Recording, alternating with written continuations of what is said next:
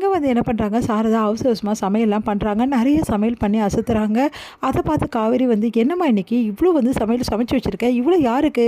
நான் ஒரு ஆள் தானே, நீயும் நானும் சேர்ந்து 2 ஆள், அதுக்கு எதுக்குமா இவ்வளோ சமைக்கணும் அப்படின்னு சொல்லிட்டு கேட்டுட்ருக்காங்க. எல்லாம் வேறு என்னடி, அந்த குழந்தை வீட்டுக்கு வர போகிறாள், அதுக்காக தான் அதுக்காக நீ இவ்வளோ டிஷ்ஷா, எதுக்குமா இவ்வளோ டிஷ்ஷெல்லாம் சமைக்கிற? அந்த குழந்தை என்னோட ஸ்டூடெண்ட், அவ்வளோதான், அவளுக்கு ஏதாவது ஒரு ஸ்நாக்ஸ் கொடுத்தா போதுமா, அவள் கொஞ்ச நேரம் தான் இருக்க போகிறா, எதுக்குமா? அதெல்லாம் தெரியாதுடி, நல்லா சாப்பிட வச்சு அந்த குழந்தைய அப்புறமா தான் அனுப்ப போகிறேன். என்னம்மா எனக்கு ஒன்றுமே புரியலம்மா, நீ வந்து இந்த மாதிரிலாம் பண்ணவே மாட்டியே. சரி, அதுவே அக்கா குழந்தை வந்தால் கூட இந்தளவு டிஷ்ஷெலாம் பண்ணி நான் பார்த்ததே இல்லையே, ரொம்ப சந்தோஷமாக இருக்க, இவ்வளோ டிஷ் பண்ணுற, எனக்கு ஒன்றுமே புரியலம்மா அப்படின்றாங்க. அதை கேட்டுட்டு வந்து சாரதா வந்து, இங்கே பாரு காவேரி, எந்த குழந்தையாக இருந்தால் நான் எல்லா குழந்தையும் ஒன்று தாண்டி, அக்கா குழந்தை ஸ்பெஷலு, வேறு குழந்தை வந்து ஸ்பெஷல் இல்லைன்னு அர்த்தமா என்ன? எல்லாம் ஒன்று தான், ரொம்ப ஓவராக பண்ணாத, நான் சொல்கிறது கேளு, இதெல்லாம் கொஞ்சம் பண்ணி வை அப்படி சொல்லிட்டு கொடுக்குறாங்க. என்ன அம்மா இப்படிலாம் பண்ணுது, ஒன்றும் புரியலையே அப்படி சொல்லிட்டு யோசிச்சுட்டே காவேரி எல்லா வேலையும் பண்ணிகிட்ருக்காங்க. அடுத்து வந்து இங்கே விஜய் என்ன பண்ணுறாரு, குழந்தைய வந்து ட்ரெஸ்லாம் பண்ணி வெளியே கூட்டிகிட்டு வராரு. அதை பார்த்துட்டு, என்ன விஜய் வெளியே போகிறீங்களா 2 பேரும் அப்படின்னு சொல்லிட்டு எல்லாரும் கேட்குறாங்க. அதுக்கு விஜய் எந்த பதிலும் சொல்லாமல் இருக்காரு. என்ன விஜய் எதுவுமே பதில் சொல்ல மாட்டியா அப்படின்னு அவங்க சித்தி சொல்கிறாங்க. நான் எதுவும் பதில் சொல்கிறதுக்கு இல்லை, நானும் வந்து என் குழந்தையும் வெளியே போகிறோம்.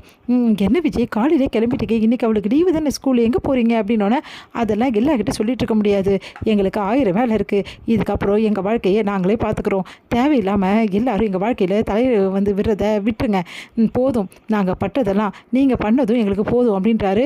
அதை கேட்டுட்டு வந்து அவங்க சித்தி வந்து, விஜய் நீ ரொம்ப ஓவராக போயிட்டே இருக்க, என்ன தான் நினச்சிட்டு இருக்கோம் மனசில் அப்படின்னோடனே, நான் எதையும் பேச விரும்பலை, தயவு செய்து விட்டுருங்க, எதை பேசினாலும் டென்ஷன் தான் எனக்கு அதிகமாகுது, நீங்கள் பண்ண வேலையெல்லாம் கொஞ்சம் நெஞ்சம் கிடையாது அப்படி சொல்லிட்டு செம்ம டென்ஷன் ஆகிடுறாங்க. சரி இங்கே பாரு விஜய், நான் சொல்கிறத கொஞ்சம் கேள்றா அப்படின்னு சொல்லிட்டு எல்லாம் கேட்குறாங்க.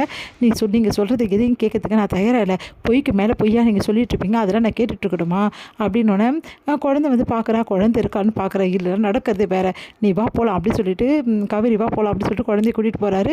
இதை பார்த்துட்டு ஒன்றும் புரியாமல் எல்லாரும் வந்து செம்ம டென்ஷனாக வராங்க. எங்கே தான் போகிறான் காலையில் இவன் கிளம்பி அப்படின்னு சொல்லிட்டு, இங்கே வந்து குழந்தை வர்றதுக்காக எல்லாமே விதவிதமாக பண்ணி வச்சுட்டு காத்துட்ருக்காங்க. சாரதா எப்போ தான் குழந்தை வர போகிறாலோ தெரியலையே, என் பேத்தி 5 வருஷத்துக்கு அப்புறம் நான் பார்க்க போகிறேன், அவளை வந்து பார்த்துட்டு எனக்கு எப்படி இருக்கும், நான் அவளை பார்க்காம இவ்வளோ நாள் எவ்வளோ தவிச்சு போயிட்டேன் அப்படின்னு சொல்லிட்டு வழி மேலே வச்சு காத்துட்ருக்காங்க. வெளியே ஓடி வந்து பார்க்குறாங்க, ஹானர் அடிக்கும் போது ஓடி வந்து பார்க்குறாங்க. இதெல்லாம் பார்த்த காவேரிக்கு ஒரே டென்ஷனாக இருக்குது. என்னம்மா நீ என்னமோ பண்ணிகிட்ருக்க, எனக்கு ஒன்றுமே புரியலம்மா, இப்போ எதுக்காக இவ்வளோ வந்து நீ வந்து ஆர்வமாக இருக்க அப்படின்னு கேட்டோன்னே, ஏண்டி நான் ஒன்றும் அதுக்காக ஆர்வமாக இல்லை, சும்மா போய் பார்த்தேன் அவ்வளோதான், வெளியே என்னமோ எனக்கு ஒன்றுமே புரியல, என்னோட ஸ்டூடெண்ட் நான் அவன் மேலே கொஞ்சம் பிரியமாக இருக்கேன், உண்மைதான், அதுக்காக நீயே இவ்வளோ பிரியமாக இருக்கேன்னு எனக்கு தெரியலையே அப்படி சொல்லிட்டு யோசிச்சுட்டே இருக்காங்க.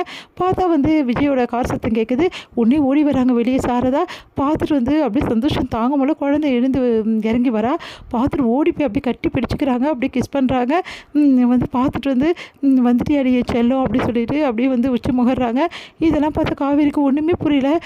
என்ன இவங்க இப்படிலாம் பண்ணிகிட்ருக்காங்க, இந்த குழந்தைக்கு யாருன்னே உங்களுக்கு தெரியாது, திடீர்னு இப்படிலாம் பண்ணுறாங்க அப்படின்னோடனே, அத்தை காவேரி பார்க்குற அத்தை அப்படின்னு விஜய் சொன்னோன்னே அமைதியாகிடுறாங்க. அடுத்து வாமா அப்படின்னு சொல்லிட்டு உள்ளே கூட்டிகிட்டு போகிறாங்க. இங்கே பாரு, இங்கே உன்னோட வந்து டீச்சராக இருக்கலாம், ஆனால் நான் உனக்கு பாட்டி மாதிரி அப்படின்ற மாதிரி சொல்கிறாங்க. என்னை நீ பாட்டினே கூப்பிடு அப்படின்றாங்க. சரிங்க பாட்டி அப்படின்ற குழந்தை. உடனே எல்லாம் ரொம்ப சந்தோஷமாக வந்து எல்லா குழந்தைகிட்ட பேசிகிட்டு இருக்காங்க. சரி உனக்கு என்னென்ன பிடிக்கும், பாட்டி உனக்கு என்னென்ன செஞ்சு வச்சுருக்கேன் தெரியுமா அப்படின்னு சொல்லிகிட்டே போகிறாங்க. அப்புறம் குழந்தைய பற்றி நிறைய கேட்டுகிட்டே இருக்காங்க. அதான் வந்து, சரி உன்னோட பேர் என்ன அப்படி சொல்லிட்டு கேட்குறாங்க. அதுக்கு குழந்தை வந்து என் பேர் காவேரி அப்படின்னு சொல்கிறா. சாரதி சந்தோஷம் தாங்க முடியல. ஆனால் வந்து அதிர்ச்சி அடைகிறாங்க நம்ம காவேரி.